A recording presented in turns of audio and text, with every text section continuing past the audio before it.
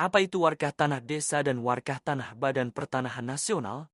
Bahwa Warkah Tanah Desa dan Warkah Tanah BPN adalah dua jenis dokumen yang berbeda dalam konteks pertanahan, meskipun keduanya terkait dengan pendaftaran dan pemeliharaan data pertanahan.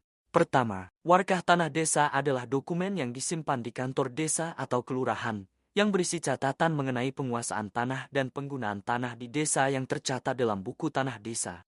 Bahwa Warkah Tanah Desa digunakan sebagai acuan dalam proses administrasi pertanahan di desa dan sebagai dasar dalam pembuatan sertifikat tanah di BPN, dan sebagai dokumen historis yang tetap berlaku sebagai arsip desa.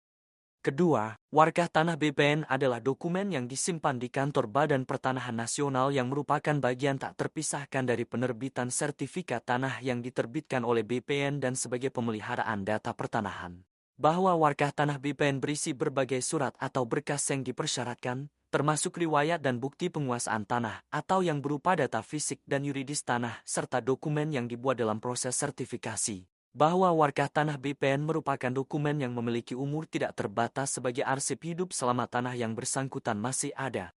Bahwa Warkah Tanah Desa mempunyai peran dalam proses pendaftaran tanah sebagai data awal dan referensi dalam pendaftaran tanah pertama kali atau pemeliharaan data tanah di tingkat desa.